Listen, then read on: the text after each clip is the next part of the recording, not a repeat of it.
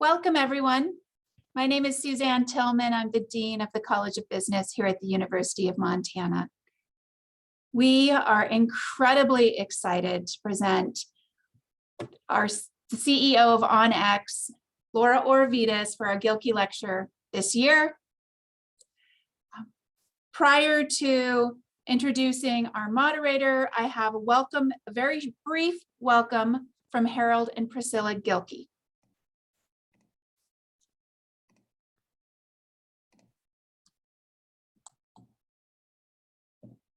Welcome to the Harold and Priscilla Gilkey Executive Lecture Series.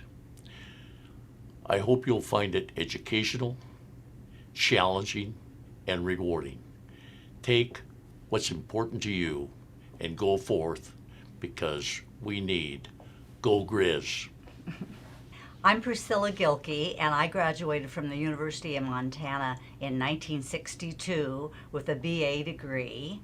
I taught high school English for several years, and then I took that profession and had it broaden into all the things that English can give you, and became the Vice President of Community Relations for a multi-hospital system in Spokane, Washington. My name is Harold Gilkey. I'm a graduate of the University of Montana School of Business, 1962. And after a brief experience with Bank of America in California, I moved to Spokane, where I became the founder of Sterling Savings Bank. And I acted as chairman until I retired in 2009. We thank you for coming this evening and hope that you will enjoy the speaker, as I'm sure you will, and hope it gives you some insight and some knowledge and some joy in being able to have been here tonight.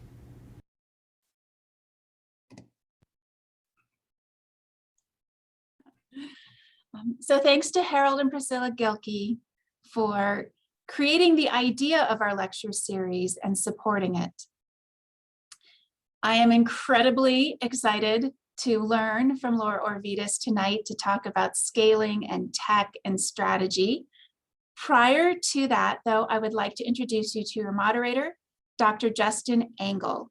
He's an associate professor and a Poe faculty fellow, a distinguished faculty fellow here at the College of Business at His research is prolific and relevant and is often picked up by public press, most recently being highlighted in the Wall Street Journal. Right. He is also the host of two podcasts, A New Angle and Fireline. Turn it over to you, Justin. Okay, thank you, Dean Tillman. Thank you to the Gilkeys, and great thanks to all of you for joining us this evening. Well, we're finally here, sort of. It's taken several rounds of planning and adjustments, but we are delighted to finally bring you Laura Orvidis, CEO of Onyx, for this year's Gilkey lecture. I'll introduce Laura in a moment, but before I do, some brief remarks on tonight's format. Laura has some opening comments and some slides. After that, we'll begin to take your questions. I'll do my best to moderate questions we received in advance, along with incoming questions during the session. We are using the Zoom webinar platform this evening, so you can submit a question at any time using the Q&A function on the black toolbar at the bottom of your screen. Okay, so let's get into it.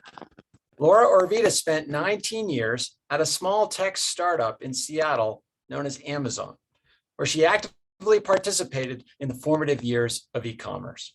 She most recently served as Vice President of Consumer Electronics, a division, if on its own, would be a Fortune 100 company. She joined Onyx as CEO in 2018. Onyx is a pioneer in the digital outdoor navigation space, and its mission is to awaken the adventure inside everyone. Founded in 2009, Onyx has grown from a one-person startup to a staff of nearly 300 people. The company offers a suite of apps to serve hunters, off-roaders, and power sports enthusiasts, as well as human-powered adventurers like hikers, backpackers, and backcountry snow seekers. Because outdoor adventure is at the heart of what Onyx does, Laura and her colleagues are passionate stewards of public lands and champions for access. Laura, welcome to the College of Business family. We are honored to have you with us here this evening as our Gilkey lecturer. Thank you. Thank you for having me. It's been so fun to get to know you, Justin, better, and Suzanne throughout the whole process. So I'm really excited to be here, and thank you for all of the viewers who are on the screens, and I wish we could be here in person, but we're going to have fun nevertheless. Great. So I would love to, Justin, you gave a great intro on Onyx. I'd love to just go a little bit deeper, and hopefully that context will help people with additional questions. So let me take it from the top here. Can you see my screen? Not quite. Are you sharing your screen, Laura? I was. Let me try one more time. How's that? Okay, perfect.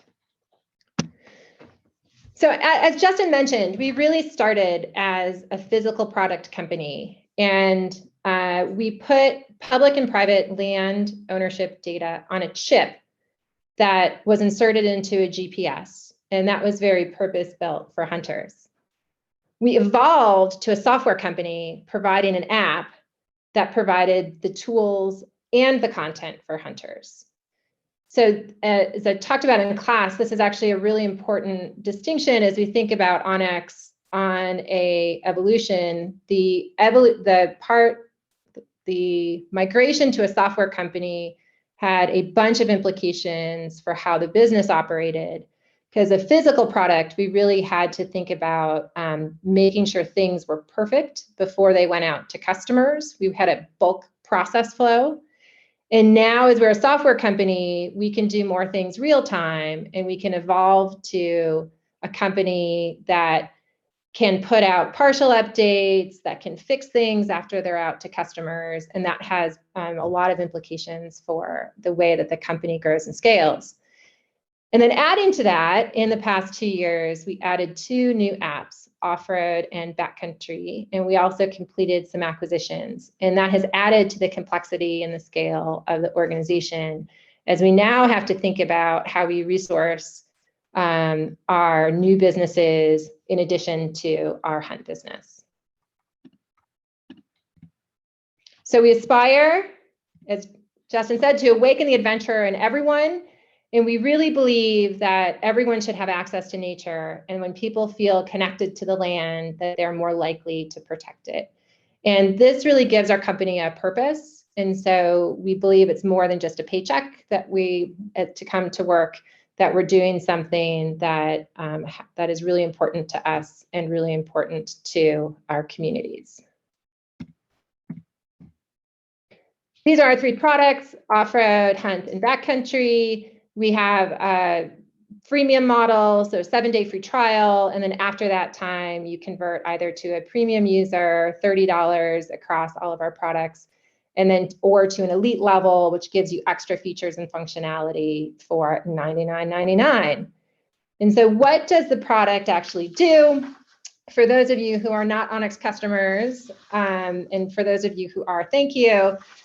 We really enable you to discover opportunities to go recreate. So what does that mean?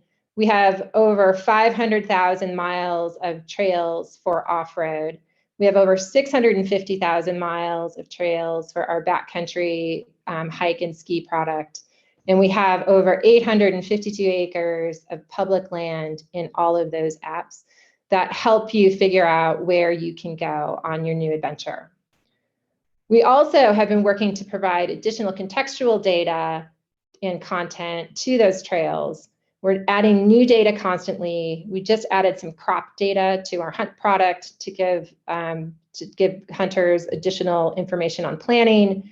We have over 9,500 unique hunting units, and we update block management units every year, so hunters have the most updated access at their fingertips. Confidence in being trustworthy is really important. It's one of the things that keeps me up at night to make sure that we don't strand any of our adventurers out in the backcountry.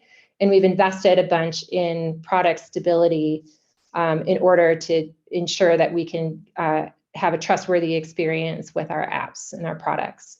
And then lastly, we preserve outdoor recreations for future generations. Since 2018, we've helped open 58,400 acres of land for public access, and recently started working on trails as well, and have 28 miles of trails that we've secured for public land access through both donations and partnerships with other organizations.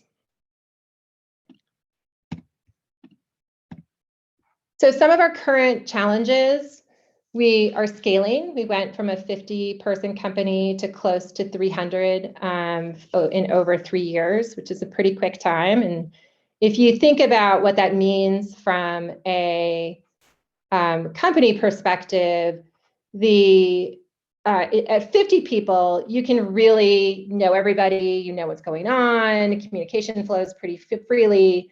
As you move to a 300-person company, people start not knowing each other and maybe don't even need to interact during the day.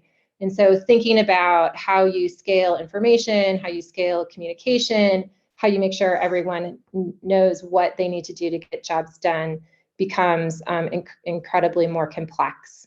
I talked a bit about the physical product to tech company transition, and we're continuing to make that, investing in a lot of technology and new processes, and then that provides us new capabilities for our customers. And then the complexity of operating multiple products. Also, now we have to make resource decisions, and questions like, should we spend more of our resources on Hunt, or do we devote more of those resources to new products which don't have good revenue and profit that you can use to see short-term revenue and profit to use to make some of those decisions? So that's all increased the complexity of the organization. And so as I think about some of the questions that were asked in class today, and I think about some of the things that I've learned at Onyx and at Amazon, one of the things I think we all learned in the last 24 or 18 months is really about adaptability and making sure you can roll with the punches. And what in a company context, what worked 3 years ago may not work in today's context. And you have to be in a constant, on the lookout for constant reinvention and figuring out when that thing no longer works and it's time for reinvention. Remote work adds another big component of adaptability. Doing things on screens versus doing things on person is very difficult. We're still figuring out how we do better brainstorming and get all the creativity out of everyone in a remote setting. That's been one of the most challenging things about not being in person. The other one is just ambiguity. It's great to say in theory you should make database decisions, but sometimes you don't have enough data in order to make a decision that is very clear. And so you have to rely on judgment and testing to get more data down the stream in order to clarify some of the ambiguity. And I think before I took this role as CEO, I read about what makes CEOs successful and what makes CEOs not successful. And one of the major things that came through in all of the articles I read was the ability to make decisions. And even if those decisions are wrong, it's better to make a decision because you can figure something out in the end that you were wrong versus not doing anything. And you pretty much know what the decision is going to be if you do nothing. So that's something that I've taken to heart, and I think is really a key to scaling that you won't be able to make perfect decisions, and you have to just kind of go for it. And then the last one, I'm a big fan of Jim Collins, and he has a whole podcast on confronting the cold hard facts. And I think it's really easy to be optimistic and downplay some of the things that might not be big problems, but misses are really opportunities, and having a growth mindset that if something doesn't go the right way, we've just created an opportunity to learn and to get stronger and better as an organization, as a company, as a manager, as a leader. All of those things are really important while still maintaining an optimistic environment. And so I think being able to confront the cold hard facts is something that has been a key to scaling. So those kind of little encapsulation of the company, of where we are in our journey in scaling, and a few things that I've found kind of important along the way to get us where we are today. And that's the end of my little slideshow. Super. Well, we had some great questions coming in during the conversation there, and some questions we got in advance from some of the students in various classes here at the College of Business. Question from Alan kind of relates to your transition from working in your roles at Amazon to Onyx. What were some of the surprises, hardest thing to adapt to? Like, talk about your transition from such a large company to more of a startup. Yeah, that's a great question. And I think for context at Amazon, I ran big businesses, but I also started businesses within Amazon. So one of the ones that was very small when I took it over was our private brand business.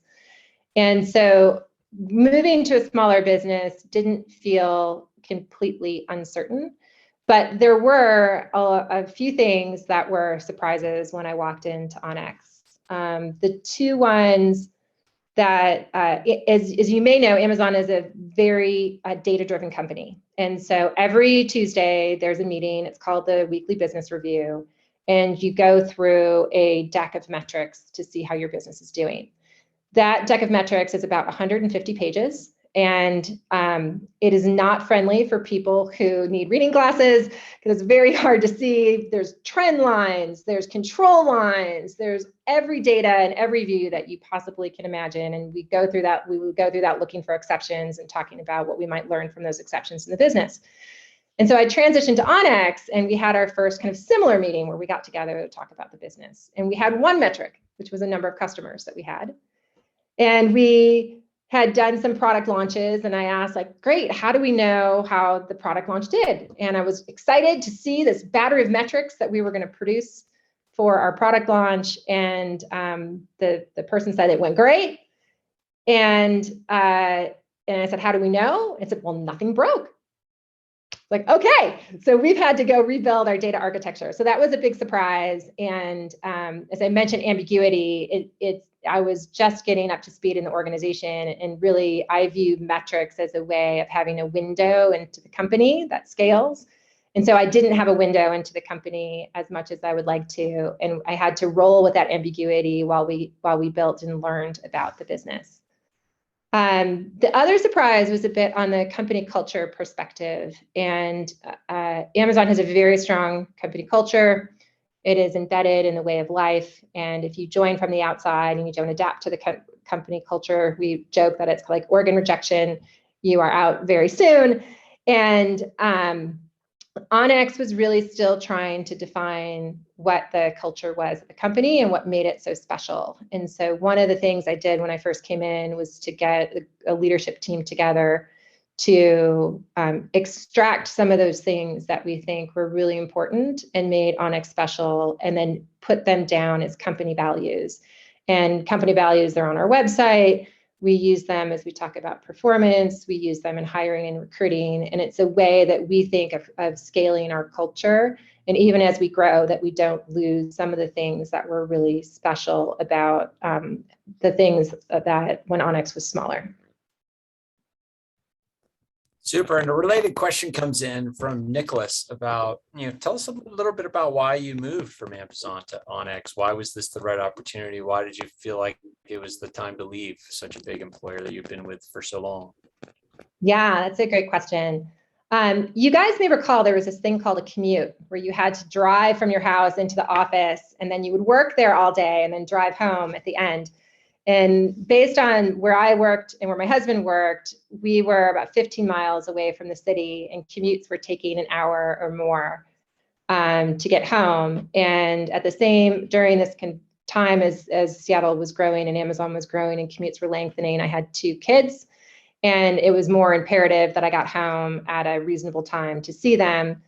And it was becoming a gravity problem in my life that in order to spend more time with kids, in order to spend more time outside, in order to spend more time getting important things done, I needed to figure out how to make that commute work or eliminate it. And that meant that I came to the conclusion that meant I'd have to move closer to the city, which also meant my husband would have to change his job, and my kids would have to change schools, and we'd have to, invest in a new house and make some big life changes. And as I thought that through, like, I just didn't, after 19 years, I didn't feel that committed to spending another 5 to 10, and really felt the pull of working with a smaller company and closer in the startup space. And so I had kind of arrived at that conclusion, and I was taking a bunch of recruiter calls and trying to really codify what it was that I was looking for in a new opportunity.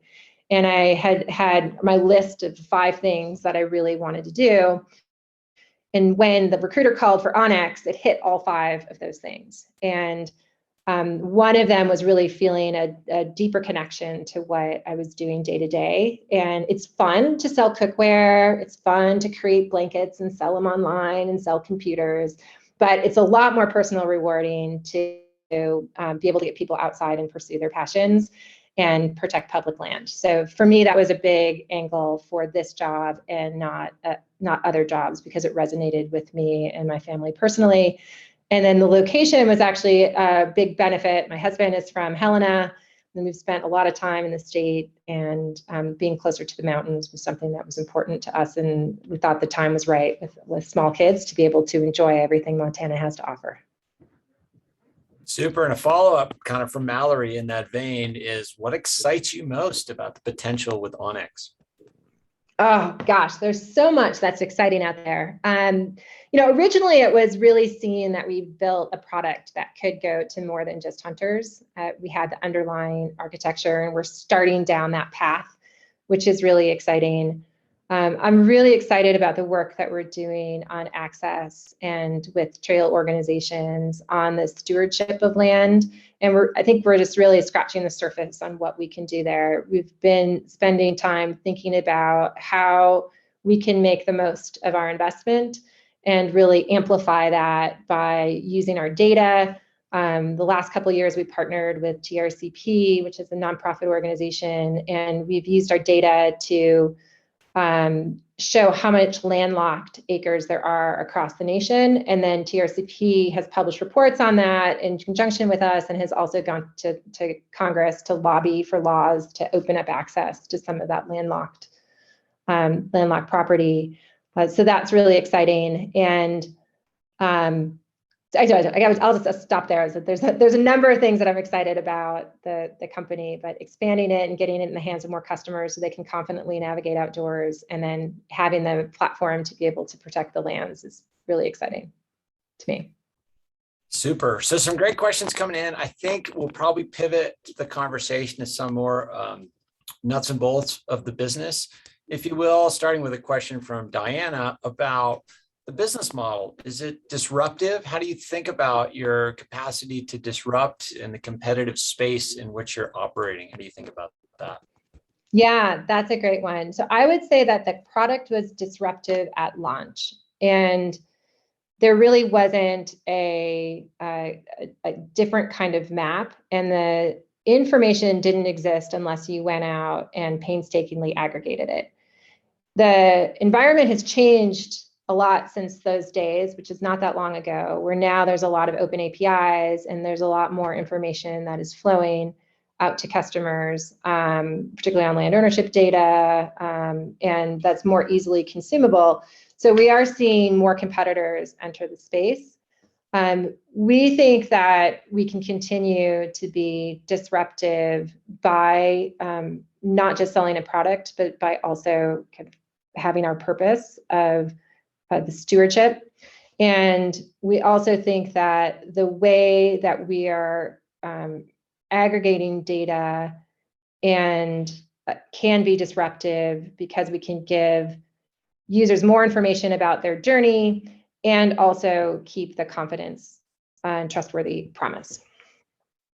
So there's a lot more work to do there. We're just scratching the surface of our next iteration, but this is a lot of what we talk about in our strategic planning. I think one example that we have started to test was we've put more services in with our elite membership. So for Hunt, our elite membership used to be just nationwide access for public and private land boundaries. And today you can get additional services for draw odds. You can get additional services for hunt predictors to say whether it's a good day for hunting or a not great day for hunting. We've also been providing gear discounts. So it's meeting more needs than just the map within that. And that has the opportunity to be more disruptive. Sure. One of the comments you made about what excited you about the opportunity at the onset was the sort of potential to access new markets. Have you made choices about what markets to access? Since our last conversation on the podcast, you've released the Backcountry app. So how have you and your team approached what markets to access and why? Yeah, that's a really great question. The first decision we really had to make was a strategic one about how we were going to enter new markets. So we spent a lot of time debating whether we should be a one app company and have all the activities in one app, or whether we should be a multiple app company and launch multiple apps. And we kind of know where that story is going, but at the time, it was really kind of holding us back that we didn't know which path we wanted to take, which had some follow-on implications for what you would want to launch next. And this is one where I think there was a high degree of ambiguity. And we went out to customers and said, like, okay, customers, what would you like? Do you want one or do you want, multiple? And the results came back and it was 50-50. So it provided us absolutely no help in terms of deciding which path to go down. And at the end of the day, we decided to go down the multiple app path for a couple of reasons. One was that was the capability we had already built within the company and in our marketing engine. Was we knew how to go find a hunter among a sea of people and bring them into the app and have a customized experience for them.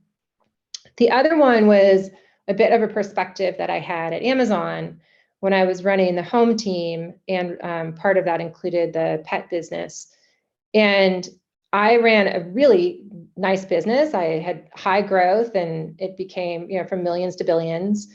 But alongside of that, there were two companies that emerged that also became multi-billion-dollar businesses, Wayfair and Chewy. And Wayfair and Chewy did so by really focusing on a core customer and delivering the promise to that core customer. And they did things that Amazon would consider unscalable to meet that promise. And so they had a better experience for that particular product or that suite of products. And it really made me think about how our product is a map. And there are two very big mapping companies out there, Apple and Google. And that if we wanted to be differentiated from them, having a vertical strategy where we could really be authentic to our customers, that would be a differentiator for the long term, even if the short term Apple and Google didn't provide the information for our audience set. And then the last decision point was really around, call it one-way doors or two-way doors. If we were wrong, and it should really be one app, it's a lot easier to take those apps and combine them into one than it is to go in the reverse and have one app and then all of a sudden splinter it out into different segments. So it became a lower risk decision because it was a bit of a two-way door that if we were wrong, we still had the opportunity to go back to the other strategy without a lot of consternation. So that decision of being a multiple app company then opened the door for us to go deeper and say, well, what makes Hunt really successful? And how can we think about what are the factors that makes this app successful and makes people want to pay money for it? And we were able to dissect a few of those factors. Some of them, we knew we wanted to expand our market size, our total addressable market, so we could awaken the adventure in more than just the 15-ish million hunters that are out there. We also thought gear spend would be important, so people are willing to spend money on this activity, and so high gear spend per user. And then some other factors that we considered were how hard is it to go do the thing you want to do? There's a high degree of planning, high degree of navigation. And so we bounced every single activity against this framework to say which one looks closer to Hunt. And off-road was by far the winner in that rubric. And so we decided to go launch off-road and go for it. And then backcountry, we found within the kind of hiking segment, backpackers and backcountry skiers had similar characteristics to off-roaders and to hunters as well. So that became the third app that we launched. Super. And along the way, you've engaged in some selective, I would imagine, acquisitions.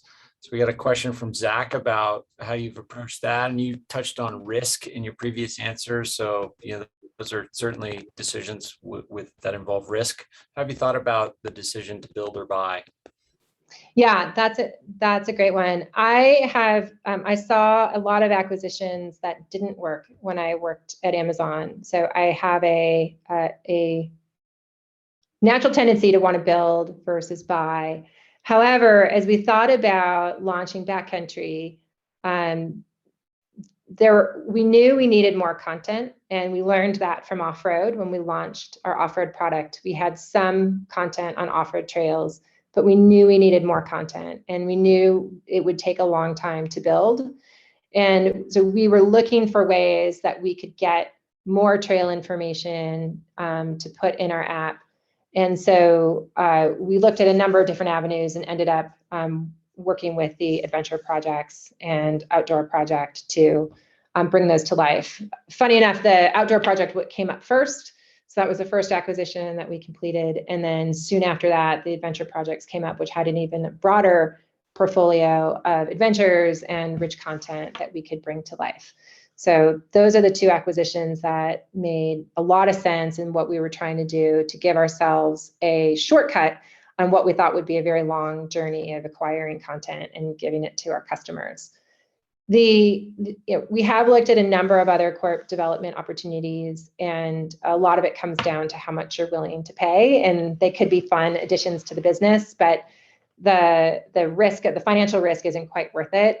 And so we've passed on a few of those, but we're always looking for new opportunities to grow, either organically and inorganically. And as we continue this journey on being a multi-app product, we continue to learn more about what is attractive about acquiring or what is not attractive about acquiring businesses or technologies.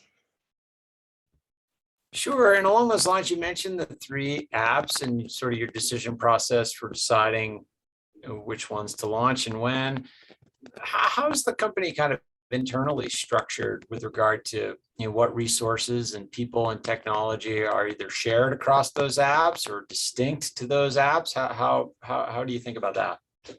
Yeah, it's something we're revisiting right now, but the way we set it up is a bit in a matrix organization. So what that means is that there are centers of excellence, and in some cases, those people who are in the centers of excellence are assigned to or work on a product team.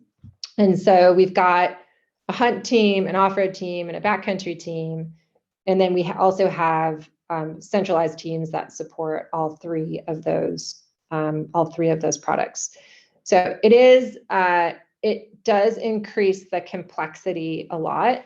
When we first launched off-road, it was completely necessary to stand up an independent team because we didn't want to take focus off of the hunt business. We wanted that to continue to crank along. And we also knew we needed to break some rules if we were going to get the off-road product out the door. So we separated as much as we possibly could in order to get that product off and running. And the organizing principle that we used for V1 was, if you need to be close to the customer to do your job, you should be on the product team, in the vertical team. And if you need to understand a system or a process, or your craft is not kind of as customer facing, you should be part of a center of excellence and manage centrally. So I would say that got us off the ground. It's a place where we need to reinspect and do a V2 and make sure that we define those lines a little bit more clearly as we've started to operate in that environment. Not everything is working perfectly, but it helped us get where we are today. Excellent. So lots of great questions coming in about the sort of rapid growth your organization has experienced, moving from just a handful of employees to close to 300 now. Questions kind of converge along the idea of how did you scale the culture? How have you thought about trying to, you mentioned that the organization was trying to find itself as you were coming in and made great efforts to establish the value set you thought the culture needed. How have you made efforts or thought about making sure that that value set lives on as you add people, particularly in this environment? Yeah, it really is through those company values that we brainstormed back in the day in Missoula, and starting to live those company values and talking about the stories that make the company values come to life. I think if you look at every company, there's probably companies that have customer centricity or customer first or something about the customer on the walls of every single company in corporate America. And yet, as users or consumers of those products, you might not think that that is on the wall of the company or they're living up to those ideals. So for me, it's really about continuing to revisit those values, asking if they're right, and asking if we are doing enough to promote that value within the company, or if we need to tell more stories to the organization so it's more understood what that means in context of Onyx. And then that kind of goes through our hiring practice, right? Like we interview for these types of company values. When we do performance reviews or coaching, they're done within that company value context. So we're continually learning about what that means to hit the bar or not hit the bar on that value. Sure. And you mentioned the hiring process. We got a question from Trey about, some folks he knows that have gone through the hiring process, kind of unique interview experience in their telling. Are there things you can tell us about the interview experience that are unique in your tenure? Oh, geez, I don't know. I haven't interviewed in a long time. So I do know the feedback that we get from candidates is that they're always really excited about the passion that the organization brings. And I think that is one of the differentiators that I saw at Onyx, is that people really, really care about the purpose and about being at the company and are often users of one or more of our products. And so they really care about how things are done in the company and care about the organization. And I think that is differentiated from some of the other companies that I've worked at. That makes sense. Some questions about data from one of our instructors, Jason Weiner, who asks, what do you measure about your competitors? And you also mentioned that you didn't have many metrics when you arrived. What metrics have you developed? Are there things that you'd like to be measuring that you haven't been able to figure out how to do that yet? How do you think about measurement, what's needed and what's unneeded? Yeah, no, that's a great question. So let me first get on my soapbox about competitors, because I'll take a page out of the Amazon playbook, that I don't think we should be competitor obsessed. And that I find when companies look too closely at competitors, it stifles innovation because you're trying to play a game of keeping up with the Joneses. And so I like to keep an eye on the competitors only to say, is there anything a competitor is doing that is inspirational to customers that we haven't thought of yet, right? And that might be something we might want to fast follow. But otherwise, in the hunt market, a lot of our competitors have more features than we do, but yet we have more customers than they do. And so why is that? I would posit that the features that they have aren't relevant to the customers, and the features that we have are more relevant to customers, and we do the right things better. And so that's my competitive soapbox, is that we should be competitor inspired, but customer obsessed, and make sure that the work that we're doing is not just because someone else is doing it, but it's because we really see that it's solving a critical need for our customers. On metrics, of course, there are tons of metrics that we can look at across the business, and there's more that we should that we should create and monitor. I think some of the ones that have been really interesting are we started looking at market segment share by state for Hunt. and compared that to kind of the overall market segment size. And I think it was pretty enlightening that we had, and we looked at that on our KPIs. So we had what the conversion looked like, what the retention looked like, and how many hunters. And so we could slice and dice the data in different ways. And when we took that view 3 years ago, we noticed that we had this really amazing business in the West, and that we had really great retention in the Midwest and South, which actually have 2 and 3 times more hunters than the West Coast has. So it helped us see that we had opportunity in other segments. And even though there's not as much public land in the South, for instance, we still had an opportunity to learn more about those customers and how they were using the product, because they had a really high retention rate. And it wasn't as high a conversion rate, but we thought we could figure out the story we could tell them to increase that conversion rate and make that a great business for us. So I think that that metrics can really help tease out those opportunities when they are displayed and sliced and diced appropriately, versus when you look at them all together, you might never have appreciated that there were differences across the various different segmentations. What's happening right now with Apple and privacy, we're actually losing a lot of information that we used to be able to use to target customers.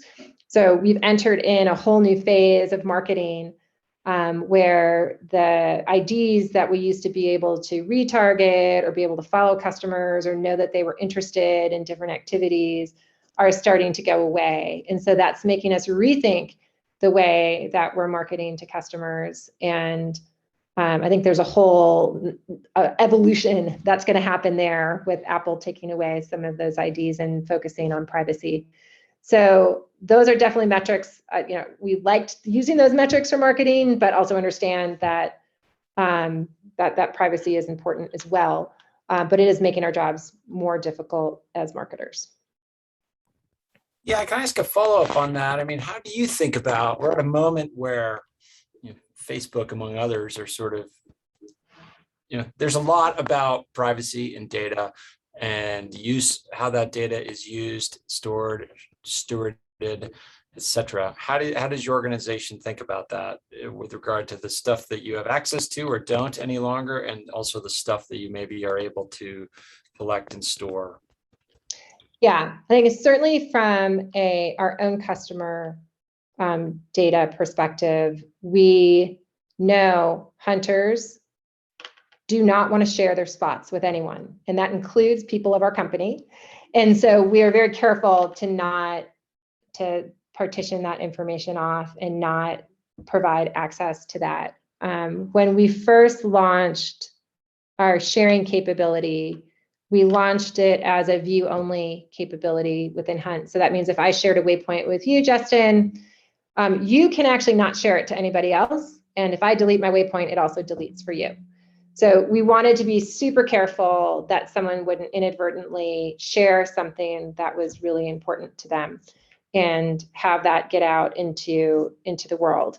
It may actually end up being too limiting. People may actually want to share more, and that might be that we may have gone too far on that, but we wanted to start with the worst case scenario on that space to make sure that we didn't, that we were trusted to keep that information safe as people share it with other people. There's also just a whole bunch of additional legislation that's coming down in terms of deleting content or data. And of course, we're compliant with all of those requests for wiping databases clean and making sure there's no track record of folks of that data. From a marketing perspective, that data can be useful, and that data can actually help with the customer experience if we know what you're looking for. If we know that you're a whitetail hunter, we can present you whitetail content, and that can really help us and help you understand the value of the product. It can help you learn about how to use the product. So it's a bit, on the marketing side, a bit of a double-edged sword in that we know people don't want to be bombarded with ads, and I appreciate that. On the other hand, it's actually making ads less relevant for a large segment of people because now we cannot target, and so you have to go broader before So people might see more ads today than they did before, because we've lost the ability to know when, you know, someone wasn't interested any longer, or when someone wasn't interested in this thing. But I think that my personal opinion is that it's a problem that someone will figure out how to solve in some other way, and they just haven't solved it yet. So I think it's going to be a temporary moment, and we'll figure out who's the company that can do a better job targeting in the future. So you've mentioned the word scale on a couple of occasions. We asked about scaling the culture. We got a question about scaling the technology. As you've grown in terms of the number of employees and the number of lines of business, how have you thought about scaling the technology that you invest in? And layered on top of that, how are you making choices of the technology with regard to remote work and things like that, what you sort of can and cannot support? Yeah, that's a great question. And since our product is powered by technology, we have spent a lot of our time kind of shoring up our infrastructure. And a couple of things, one of the things that we did early on was we changed the way that we serve tiles to, tiles is a kind of a square on the map in our app. And what we were finding is we were using someone else's technology. We had high crash rates, and we couldn't do anything about it because it was someone else's technology. We also saw a lot of latency, so it took a long time to serve the data, and we couldn't change that. And so we transitioned to a new technology that gave us more control over that customer experience. And it sounds kind of like boring, like the piping, like, oh, you made it a little faster, and you know, it doesn't crash as much. But it actually had measurable results on the customer experience. And we call it the trifecta because it also improved our cost structure. So we were able to actually serve more data at the same costs as we were serving data before. So that was a huge winner for us in terms of increasing the customer experience and being able to do more with less, which is kind of how I think about scale, right? And so that I think was a really great example. We've also spent a lot of time thinking about how we serve data and be able to aggregate multiple sources of content, and then be able to figure out what's the right thing to display to customers and get that information to customers quickly. So we had to build a system that was able to update wildfire data daily. We also have where some of the states have land ownership data that is constantly updated. We figured out a way to update that with technology and with automation on a faster cycle time. With remote work, I think hasn't really played a role as much in the kind of technology architecture. I think the biggest thing about the remote work is having people feel connected to the company. And one of the things that we really miss at Onyx was we would be in the office and people would go out for a beer after work, or go hunting after work, or do some activities because they all share the passion. And we've had to create more space as an organization for people to get together and to we did a number of offsites over the summer to get teams together, to go do fun things, to go do planning things, where that would happen more organically in the office environment. And maybe talk a little bit more about how you've thought about that leadership challenge. I mean, I just feel like last year in particular, it felt like all we had were emails and Zooms. Like that's all we could offer people. How did you think of creative ways you mentioned some of the offsites and so forth. How do you think about that, bringing people together and doing it in a way that's safe and prudent? Yeah, I mean, it's a challenge. The reinvention of work, as we know it, will be something that stays with us for a long time. And I don't think we've cracked the nut there by any means. But what we have learned is Zoom alone is not enough to build great relationships, and that you do have to bring people together. So our go forward plan in 2022 is to make sure that we're bringing everybody together at least 2 times per year, and making those both a social and a business component to that. We've, again, we have not solved the brainstorming piece yet. That has been always better to be in the office.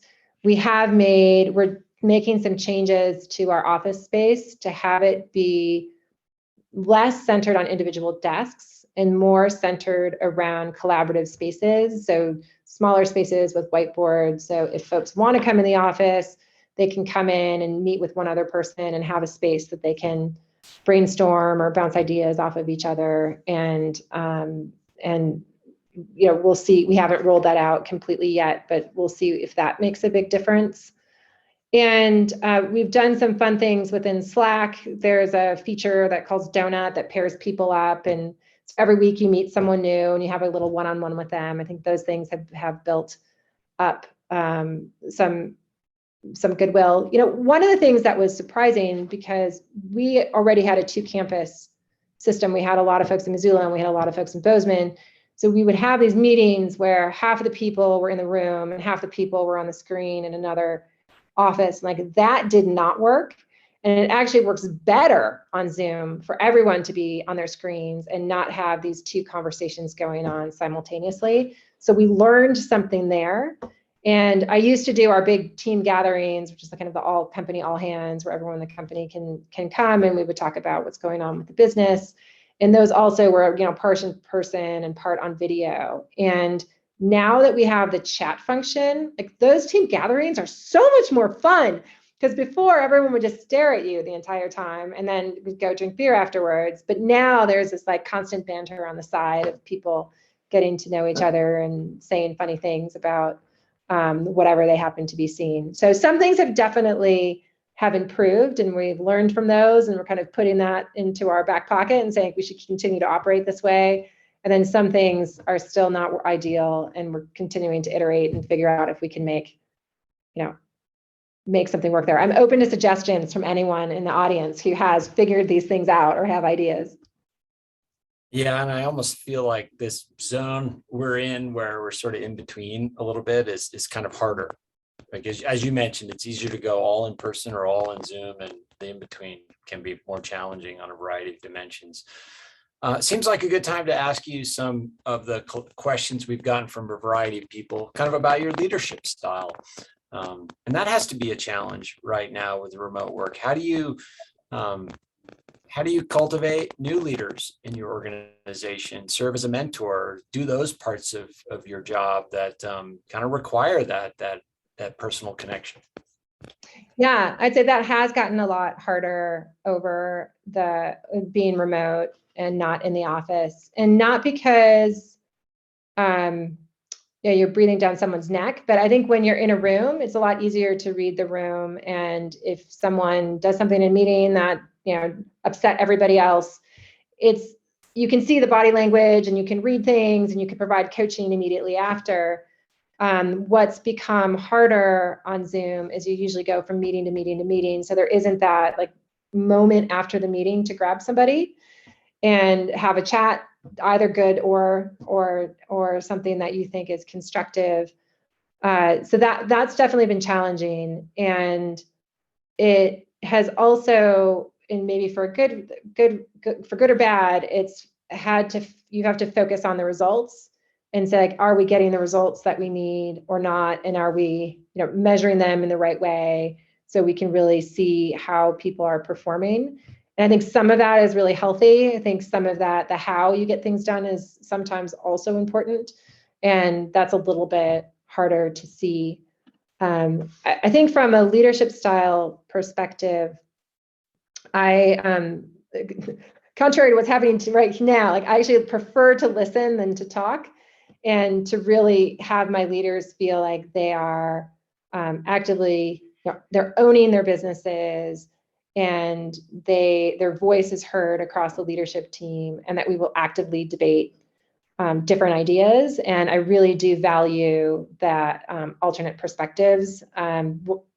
We used to term the team like a bowl of mixed nuts, that when you have a leadership team, you want everybody to bring a certain flavor to the conversation, and that flavor really gives you a great it really allows you to see an issue 360 before you make decisions, so you don't have blind spots when you're going forward. And I really try to cultivate that within the leadership team, that we're collaborative, that we don't always have to agree with everyone, but everyone's voice will be heard. And then when we decide, we're going to support everybody and we're going to go for it, and be there to support decisions maybe we didn't even think were the right ones to make. What are some, I mean, you've worked around and with some incredibly talented leaders. Who are some CEOs that you look up to and have learned from? Oh, geez. I said, I love, this is not a CEO, but I love Jim Collins and the way that he thinks about businesses and dissects them in an organized fashion. My previous manager at Amazon was really good at simplifying, and so I try to harness that simplification. I remember I would come into our meetings on one-on-ones, and we had a half an hour with them, and I was like, this is going to take a half an hour. Like, I got a big topic, and in 10 minutes we'd be done. And he'd just say, oh, well, really, it sounds like the issue is this. And so if the issue is that, you should just do this. And you're like, yeah, I just thought about that all night, and you came up with a much simpler answer. So I try to channel him when facing complexity. I think Jeff is unparalleled in terms of innovation and thinking big about what companies can do. He had a vision from the beginning he told his folks that he wanted a fulfillment center that could ship an elephant. It was not built that way, but he was right. We actually needed to build the capability to ship more than just books. And being able to see the long term and really not care about the short term results. He kind of reinvented the way the analyst calls went, because he's like, I don't really care what the results are. I'm just going to build something for the long term, and a quarterly result doesn't matter. And I do love that perspective, is not feeling pressured to hit a quarterly result when the business shouldn't be measured in quarters. It should be measured in years. So that's kind of a piece of the leadership that I like when I think about how I learn about leadership, I like to think about it as a toolbox, and I observe what other people do, and I put some of those tools in the toolbox. And some of the things that other leaders do don't work for me. They're not authentic. It's not what I can pull off, and those tools don't go in the toolbox. But I'm always looking for a new tool that I could use and be inspired by somebody else to get there. You mentioned timescale a moment ago, and our dean, Suzanne, asked, what sort of time units do you typically think on as a CEO? Yeah, and it depends on a variety of different levels, but we have a 5-year plan. So we've been looking out as long as 5 years. There's certain initiatives that need to be completed before then, so we will shorten that up. And we do annual planning every year, but we really like having that kind of 5-year vision on what do we think is possible and what are the opportunities that might take us there, so we don't end up kind of exhausting all the growth channels without realizing that we don't have another one in the hopper. Super. Well, I know that the stewardship and promotion of public lands is something that's particularly important to you and the organization. Can you talk a little bit about that, how you sort of position the organization within that space, how you think about representing the brand to different constituents, and sort of how the values have been expressed and are espoused within the culture? Yeah, I really have to give credit to our founder, Eric Siegfried, for starting the access and the stewardship initiatives. When I came in as CEO, he took a full-time role, really thinking through how Onyx could make an impact in the access space. And he is both personally passionate about that, as well as infusing that passion in others. And I would say this is an area that I learned from him and learned from the team on. As you may know, Amazon didn't start as a particularly purpose-driven organization. And it's been really cool to see how we can make an impact in this area while also being a for-profit company that's backed by investors.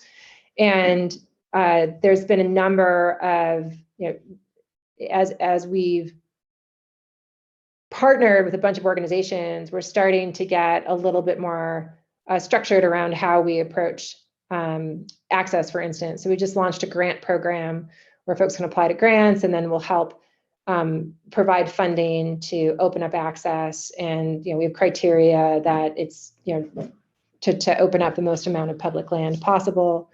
We've also started some trail work, and we're partnering with trail organizations to figure out how we can help them protect and maintain and expand the trail networks that they have. That's in our kind of early days pilots, but we're kind of excited about the idea that we could help local communities and really use our framework to scale that and have multiple communities be able to impact multiple communities at one time. So we're working through that, and we have a program that another kind of monetary program for trail work that we just launched. And so I think we're really just scratching the surface of what we can do there. And as we've expanded the number of products, we are hiring a stewardship person for our off-road group. We did a promotion in June for the Great Outdoors Month, where we gave all of our proceeds to Leave No Trace.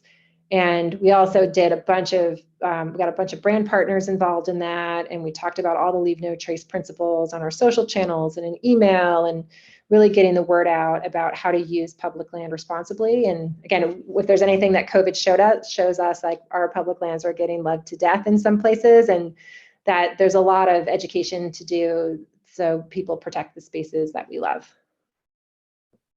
Yeah, that has to be super interesting as you're thinking about these grants and different organizations. I mean, being a values-oriented organization, what comes with that is being able to say yes to certain things and no to certain things.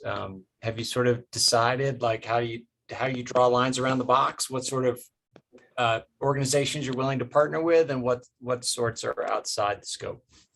Yeah, and we do have a list that we have had to turn down some opportunities that would help the community that were really great opportunities, but didn't meet the purpose of opening up public land, for example, or I'm